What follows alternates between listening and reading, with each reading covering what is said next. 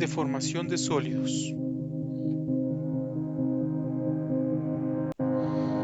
Comportamiento elástico. Aunque los sólidos pueden considerarse como materia con un volumen y forma definidos, es posible cambiar estas características aplicando fuerzas externas. Una fuerza suficientemente grande puede romper o deformar permanentemente un objeto, pero por otro lado, cuando las fuerzas externas cesan, el objeto tiende a regresar a su forma y tamaño original. Esto se reconoce como un comportamiento elástico, tal como ocurre con una liga. Una liga la tomamos, la estiramos, cuando retiramos la fuerza vuelve a su tamaño original. No todos los materiales tienen un comportamiento similar al de la liga.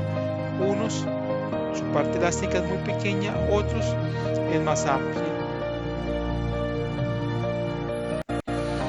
¿Qué entendemos por elasticidad entonces? Dice que la elasticidad es la cualidad de cualquier objeto de recuperar su forma anterior luego de ser deformado ejerciendo fuerzas. En física, la elasticidad se refiere a la propiedad mecánica de un cuerpo para revertir su deformación o volver a su forma original. O sea, cada vez que lo vamos a deformar, si él es elástico, quitamos esa deformación o la causa o el agente que está causando esa deformación y él vuelve a su estado original, a sus dimensiones iniciales.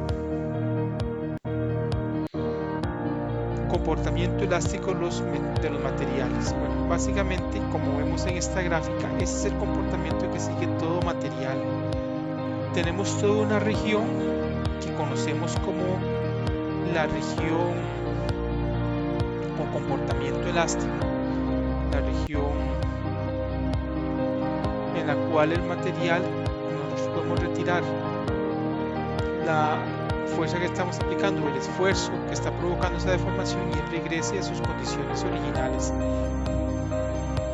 Entonces, como vemos en esa gráfica, el punto A es lo que se conoce como el límite de proporcionalidad. Eso quiere decir que toda la parte desde 0 hasta A, el material se comporta obedeciendo la ley de Hooke, esta que dice que F es igual a K por delta X. O sea, la deformación es directamente, la fuerza aplicada es directamente proporcional a esa deformación. Pero vea que el material puede seguir deformándose, podemos ir hasta un punto B. Aún así, en toda esa parte estamos dentro del límite de proporcionalidad, dentro de la parte de relajación o un límite elástico que sería ese punto A. ¿Qué sucede más allá? Bueno, vea que si seguimos aplicando un esfuerzo o una fuerza más allá del punto B, pero antes de C, cuando retiramos esa fuerza, el material no regresa por esa parte azul que vemos, sino que él se regresa directamente, quedando con deformaciones permanentes. Vea que esta línea rosada no volvió alta al punto 0, sino que queda corrida. Ese corrimiento lo que representa una deformación permanente. Eso es como cuando tomamos un pedazo de plástico. El plástico es muy poco elástico, pero tiene toda una región en la cual puede aún estirarse y sufrir deformaciones permanentes, quedando un poco estirado. No regresa a su tamaño original, queda más grande, más estirado, queda deformado permanentemente. O con los resortes, el resorte tiene toda una parte elástica, pero ¿qué pasa si lo estiro más allá? Las espiras, las vueltas, quedan separadas unas de otras y no quedan juntas como estaban originalmente. Eso es porque sufre deformaciones permanentes. Más allá del límite de proporcionalidad, como se ve en esta gráfica, se desvía de la línea recta. No hay relación simple entre la fuerza y el delta L, la deformación, ese cambio de dimensión. Sin embargo, hasta un punto más adelante de la curva llamado límite elástico, el objeto regresa a su longitud original si se retira el esfuerzo aplicado. ¿Estamos?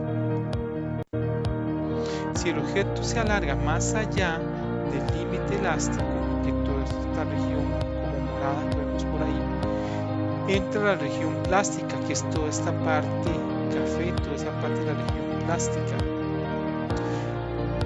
No nos va a regresar el material entonces cuando retiremos ese esfuerzo a las condiciones originales, como lo mencionamos inicialmente, quedando deformado permanentemente. ¿Qué sucede más allá del punto C? ¿Qué pasa si seguimos aplicando un poco más de esfuerzo? Bueno, que cuando lo retiremos el material no regresa hacia buscar sus condiciones originales, sino que va a seguir hasta la ruptura. Hasta lo que conocemos en ese punto D como el punto de ruptura, donde el material se va a fragmentar en dos o más partes.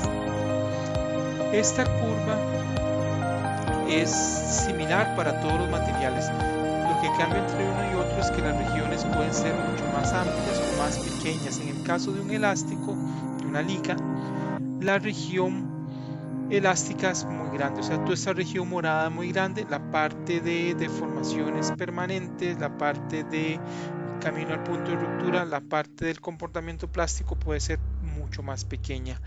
Eso es para un metal, también eso funciona para un trozo de plástico, para cualquier tipo de material tiene comportamientos similares, con regiones más o más grandes o más pequeñas según sean las características propias de cada una de las sustancias.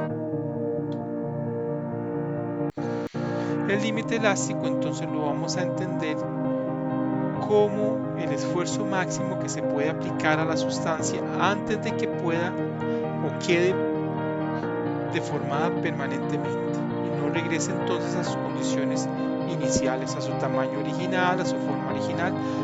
Entonces, mientras cuando retiremos el esfuerzo pueda volver a esas condiciones, estamos en el límite elástico. Más allá, nos hemos alejado entonces de ese límite elástico. Cuando vimos esas gráficas, vea que aparecieron dos términos por ahí, lo que era esfuerzo y deformación. Entonces, ¿qué entenderemos por esfuerzo? ¿Qué es para nosotros el esfuerzo? Es una cantidad que es proporcional a la fuerza que causa una deformación. Más específicamente, el esfuerzo es la fuerza externa que actúa en un objeto por unidad de área de sección transversal.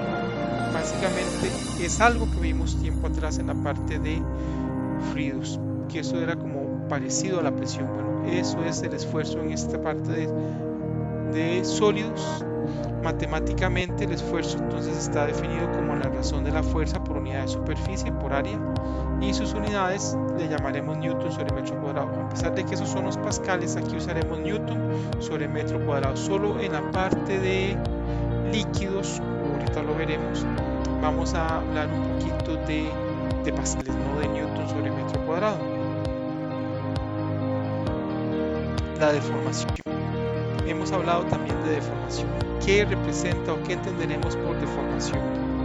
Entonces dice que la deformación es una medida de la cantidad de cambio en la forma del objeto. O sea, la deformación nos va a evaluar cómo está cambiando la forma de un cuerpo, la forma de un objeto. Matemáticamente, esa deformación la calculamos entonces como el cambio en la propiedad entre el valor original de la propiedad. Lo planteamos de esa manera porque podemos hablar de deformaciones superficiales, de deformaciones longitudinales, de deformaciones volumétricas. Entonces, por eso, cambio de la propiedad entre el valor original de la propiedad. Vea que en la imagen, cada vez que aplicamos una fuerza, esto sufre una deformación, va a sufrir una modificación en sus dimensiones originales, en su tamaño original. Ese aumento, esa variación que está sufriendo de su dimensión lineal en este caso, y el valor original que tenía esa dimensión, nos permite calcular una deformación. Bueno, en toda esta parte de sólidos aparece también algo que conoceremos como los módulos de elasticidad. ¿Qué representan los módulos de elasticidad? Bueno, en general un módulo de elasticidad lo que evalúa es la resistencia que presenta un material a sufrir deformaciones al aplicar un esfuerzo. O sea, nos va a cuantificar la resistencia que presenta el material a que él sea deformado cuando estamos aplicando un esfuerzo. Entonces los módulos de elasticidad serán la razón de esas dos cosas que hemos definido anteriormente, la razón del esfuerzo entre la deformación. Dado que la deformación no tiene dimensiones, porque es la razón de la variación de una propiedad entre la misma propiedad, el módulo de elasticidad tiene las mismas unidades que el esfuerzo.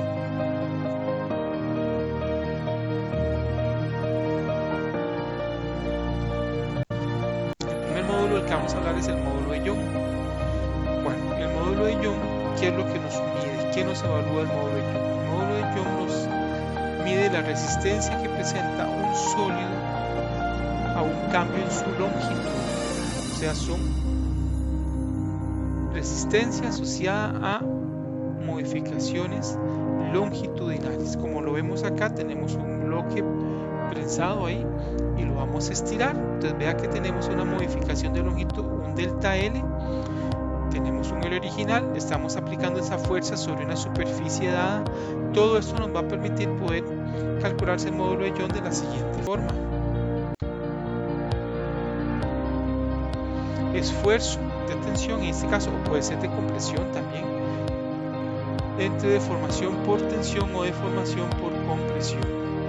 Entonces sería fuerza sobre área, cambio de longitud, porque recuerden que el módulo de Young nos mide la resistencia a modificaciones longitudinales. Si hacemos la extremos por extremos, medios por medios, esa división, nos queda que entonces sería la fuerza por la longitud original entre el área por el cambio de longitud. Nuevamente, las unidades siguen siendo las del esfuerzo, newton sobre metro cuadrado. En la imagen vemos aquí al lado esa compresión, porque no solo existe para tensión, también para compresión. Por eso aparecen las dos cosas, para que nos quede claro que funciona tanto para tensión como para compresión. Es exactamente lo mismo. ¿Cómo ha cambiado el tamaño de ese cuerpo? De un L0 hemos pasado a un L cuando le aplicamos una fuerza a ambos extremos. Entonces estamos cambiando esa longitud en un delta L, de manera que aplicamos exactamente la misma expresión del módulo de elasticidad, en este caso para variaciones de longitud, módulo de Young. También hablamos del módulo de corte, que en este caso el módulo de corte lo que mide es la resistencia al movimiento de los planos dentro de un sólido paralelos unos con otros. Vea que esto va asociado un poco como hablamos de la viscosidad, cuando se desplazaba un plano del material sobre otro plano del mismo material. Esa resistencia está asociada con la viscosidad al módulo de corte también. Como lo vemos acá, vean que si aplicamos a este cubo una fuerza superior y una en la cara inferior, logramos que él se desplace, que él se vaya a mover como si fuera un bloque de gelatina. Tenemos un corrimiento, entonces ese corrimiento de la vertical por el desplazamiento le hemos llamado X,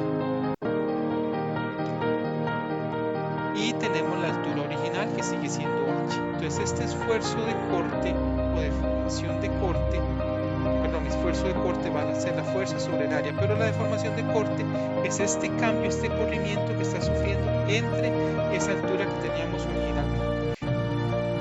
En la siguiente imagen nos va a quedar un poco más claro de lo que estamos hablando en el módulo de corte. Bueno, el esfuerzo, el módulo de corte sigue siendo igual que los demás módulos: esfuerzo de corte, entre deformación de corte. Y esta es la imagen de la que les comentaba. Vea que si aplicamos una fuerza sobre ese libro, unas hojas se van a desplazar sobre otras, teniendo entonces claramente un corrimiento, como lo vemos ahí, un delta X entre la altura del libro. Ese delta X entre H es lo que hemos llamado deformación de corte. Realmente lo que estamos calculando ahí, por si lo ven en algún texto, es la tangente de ese ángulo que está marcado ahí. Tenemos el módulo volumétrico, que es cómo va a cambiar el volumen cuando aplicamos fuerza por todas las caras del material. Vea que tenemos un volumen original, lo vamos a comprimir aplicándole fuerza por todas las caras, fuerzas perpendiculares. Eso nos va a dar entonces un esfuerzo de volumen y una deformación de volumen. El esfuerzo de volumen, en este caso, le vamos a llamar cambio de presión. El módulo volumétrico, igual que los demás módulos, mide la resistencia, en este caso de un sólido o un líquido, a cambios en su volumen. Matemáticamente parte sigue siendo esfuerzo de volumen entre deformación de volumen. Pero vea que acá hemos agregado un menos, porque no queremos una constante de un módulo volumétrico negativo. Esa es básicamente la razón por la cual tenemos ese menos ahí, para compensar el menos que se genera. Vea que si yo estoy haciendo una compresión, el volumen final es menor que el volumen inicial. Entonces este delta volumen, que sería volumen final menos inicial, nos va a dar un volumen negativo y nos quedaría un módulo volumétrico negativo. Pero con este menos que hemos agregado adelante, convertimos eso en algo positivo. La deformación por volumen sigue siendo ese cambio de volumen entre el volumen original.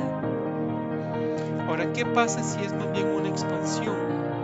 Cuando lo expandimos, para que eso ocurra, la presión final va a ser una presión menor que la inicial. Tendríamos un cambio de presión, un esfuerzo de volumen diferente, un esfuerzo de volumen menor, generándonos entonces un signo también ahí que se contrarresta con ese que hemos puesto al frente. Al inverso del módulo volumétrico se le conoce como compresibilidad o módulo de compresibilidad. Lo representamos con la letra K minúscula y es un nombre de las unidades de este módulo son pascales a la menos 1. Vean que lo que hacemos es hacer la razón al revés. Ahora no es más bien el esfuerzo, sino la deformación sobre el esfuerzo. Es muy utilizado a nivel ingeniería y a nivel industrial, por eso hablamos de módulo con compresibilidad, pues para que lo tengamos claro ahí que está asociado a ese módulo volumétrico.